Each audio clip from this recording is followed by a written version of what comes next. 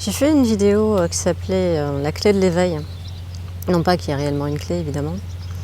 Mais il y a quelqu'un qui avait commenté pourquoi ne pas nous montrer plutôt la serrure. Alors je vais rebondir sur cette blague et parler de la serrure. Ce que j'entends par serrure, ça va être le terrain propice à cet éveil spirituel, qui est en fait lorsque l'attention se repose en elle-même, éventuellement, et qu'il n'y a plus de recherche, il n'y a plus de quête, c'est la fin de la quête, il n'y a plus de quêteur, il n'y a plus de quête. Et à ce moment-là, la conscience peut prendre conscience d'elle-même, dans cet arrêt du mouvement automatique du mental. C'est-à-dire que le terrain, pour arriver à cet arrêt du mouvement automatique du mental, ça va être quoi ? Ça s'est résumé en fait dans une phrase que je trouve superbe, qui a été dit par un moine tibétain dont je ne me souviens jamais le nom, mais qui va comme ça, qui est la mauvaise nouvelle, c'est qu'on est en chute libre dans les airs, et il n'y a pas de branche auquel s'accrocher, il n'y a pas de parachute. Mais la bonne nouvelle, c'est qu'il n'y a pas de sol. Et pour moi, ça encapsule réellement l'attitude. C'est-à-dire que pour vivre depuis l'instant présent, cet instant qui se renouvelle perpétuellement, dans cette éternité du présent, l'attitude va être le non-faire, le non-vouloir, le non-savoir, le non-contrôle.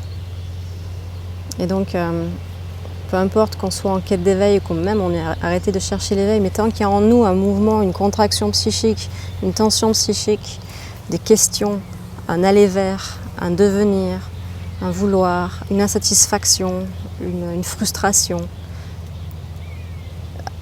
ça veut dire qu'il faut déjà les regarder, être présent à ce qui se passe en soi, pour pouvoir se laisser reposer, retomber dans ce non-faire, dans ce lâcher-prise. Et qu'il n'y ait plus cette tension psychique. C'est un relâchement de la tension psychique qui permet, entre guillemets toujours, que la clé trouve la serrure. Et là, c'est la liberté. La liberté de ne pas savoir, de ne pas vouloir, de ne rien vouloir être. Et de prendre chaque instant neuf et de voir les choses telles qu'elles sont à chaque instant renouvelées, sans attente, sans préjugés, sans savoir. C'est un perpétuel non-savoir. Donc c'est une attitude de vie. C'est pas simplement lié à la quête spirituelle. Si vous êtes en quête d'un éveil, il y a forcément des représentations mentales qu'il faut lâcher. Les éveillés, c'est quoi? On s'en fout, en fait. Tout ça, ce sont des histoires, et ce sont toutes ces histoires, ces trames, ces attentes, tout ce qu'on a appris, toutes les pratiques qui seront ces parachutes ou ces branches auxquelles on va s'accrocher, qui nous donnent une forme de sécurité, de contrôle, de repère. Il y a à un moment donné, il y a une désorientation complète, et c'est être OK avec cette désorientation. Parce qu'il n'y a plus l'attente, on sait qu'il n'y a rien à atteindre. À un moment donné, c'est ça, cette non-attente permet ce relâchement psychique. L'éveil ne s'atteint pas, il ne s'atteint pas dans le temps, l'éveil n'est pas dans le temps.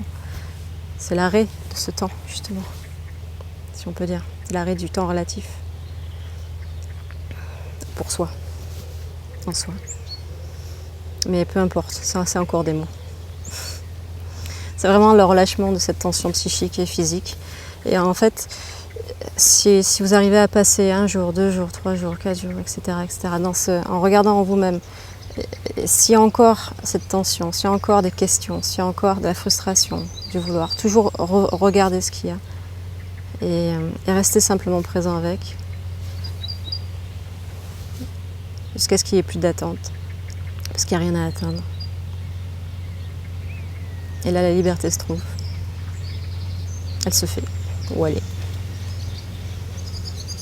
À une prochaine vidéo.